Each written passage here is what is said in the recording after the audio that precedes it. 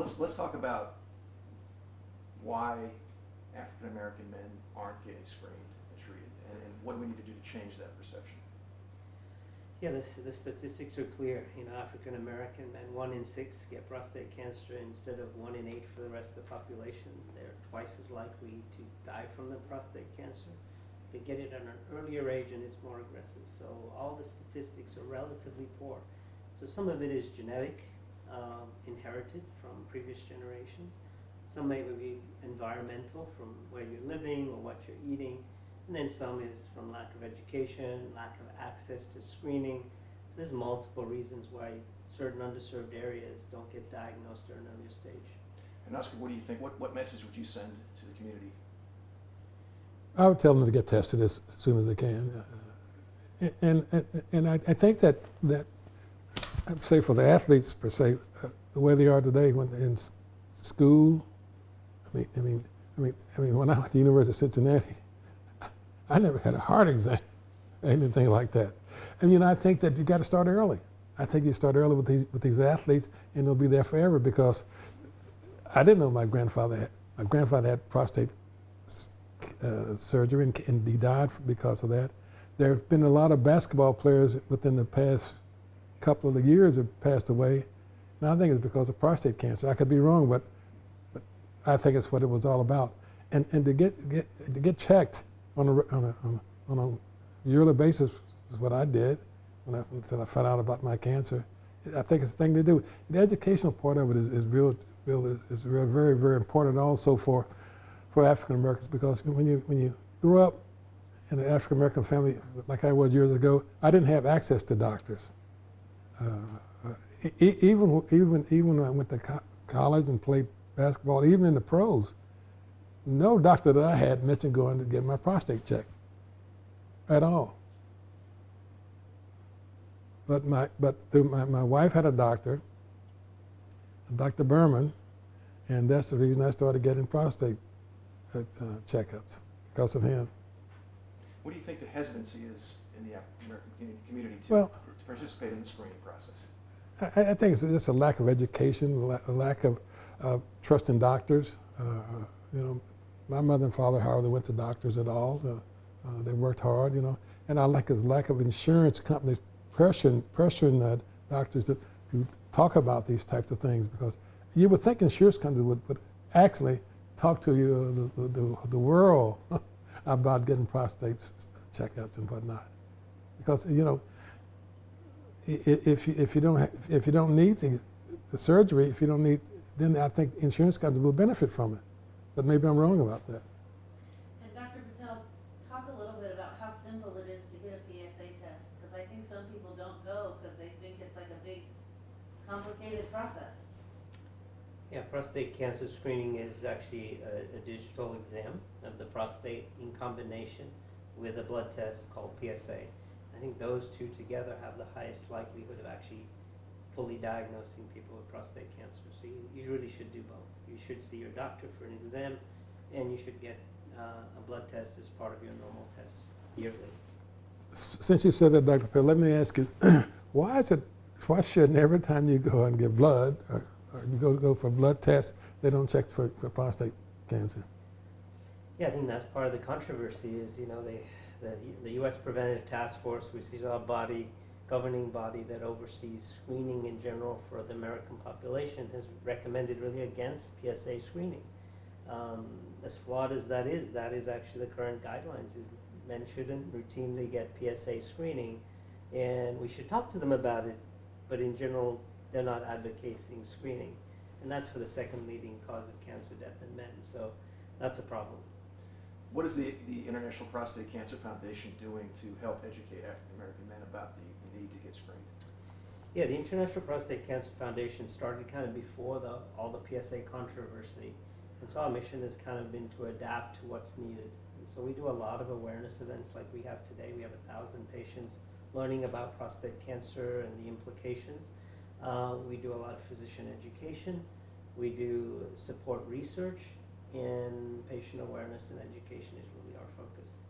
Oscar, what made you want to speak out publicly about this?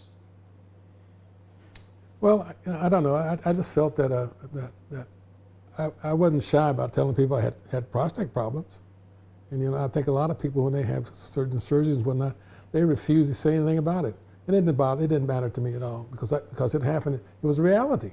And, and as I said before, I had to get my brother once I had my prostate surgery, and I think it helped him. And I'm sure he probably talked to his kids. He has 3 boys, and I'm sure he talked to them about it. But with me, it didn't matter. See, you're only here for a short time in this life. You think you're going to live forever, but you're not.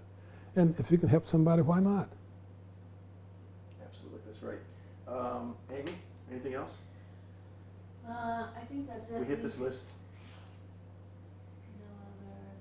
Well, Dr. Patel, did you want to talk at all about, you talked briefly about it, but we were talking about how it's increasing and it's more aggressive, and Sure. why is that happening, do we think? Yeah, we are definitely at an interesting crossroads where we are having patients with much more aggressive prostate cancer than they've had in the past. We're seeing people kind of too far in sometimes to help them, surgically, with radiation or medically. So more and more people appear to be dying of prostate cancer, having prostate cancer that's spread before they're diagnosed. And so there's definitely an issue there. Environmental, genetic, and then lack of screening all contribute to that fact. What's also important is not only are the men currently at risk, but their children and their brothers. So whenever I see a man with prostate cancer, I make sure that they talk to their brother because they have the same genetics and a similar risk. They should talk to their children as well, who are males, because they have a higher risk of getting a prostate cancer. So the more people around you in your immediate family who have prostate cancer, the more likely you have that gene and that you could also pass it on. So it's very important. Oscar, you meet a lot of people. You interact with a lot of basketball players, former basketball players. What is your message to them about prostate cancer screening and awareness? Well, I do speak to a lot of guys that I played with over the years and whatnot, and talk to some guys that played back as far as high school. I was telling them, about the prostate problems that I had myself, and they had checkups lately, and I think I've really gotten some to go get prostate checkups.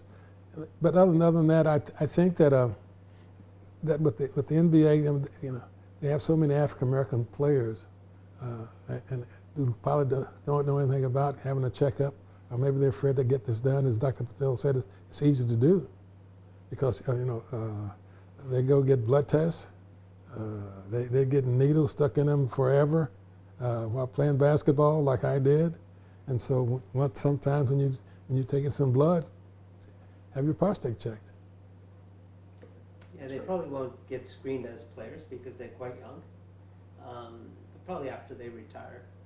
Depends on what kind of health care they're getting after. So in your early 40s and so forth, usually prostate cancer is not a big issue. But once they retire, that's when they really have to make sure they take care of themselves. It's good to plant the seeds now. Yeah. Get them thinking about it so that they're ready to do it when the time's right. Absolutely. But as Dr. Patel said, if they know someone in your family's had prostate cancer, then I think they should get tested as soon as possible. Myself. All right, so last day of the NBA season, playoffs start this week. Who do you like? I like Boston and Denver. I'm sure everybody likes them. They've got 2 very good basketball teams, but there may be some surprise. There's going to be some surprises. Basketball is a different sport. It's like football or baseball. Often the best team does not win, and it's all whoever can come together. Whoever can come together healthy and play and win. That's who's going to win. Orlando's playing very good, but they got to overcome the Celtics. Overcome Philadelphia. What do you think of Orlando's chances? Can they get out of the first round? They're going to play Cleveland.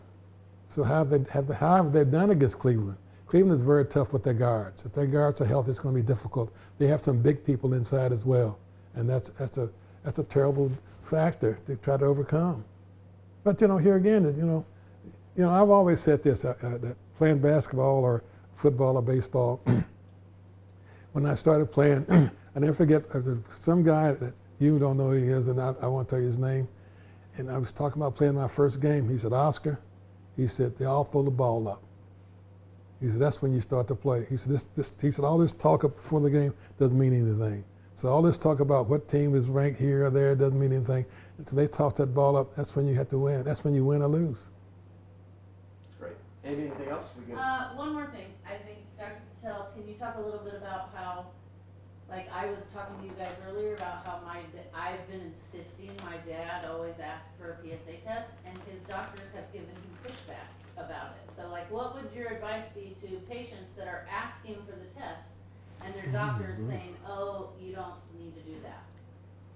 Yeah, I mean, ultimately, patients have to advocate for themselves. You know, we can raise awareness, we can tell people what they should do, but ultimately, each male has to advocate for their own health care, and if they're not being offered PSA screening, they can insist to get a PSA. If their physician refuses, which is usually not so common, they could always change physicians and get somebody who is more in line with what they want, because it's about the patient, it's not about the physician. The patient, if they have reasonable questions or doubts, should be able to get that test. It's very simple. Great, perfect. Perfect. Thanks, guys. Oscar, want to have some lunch?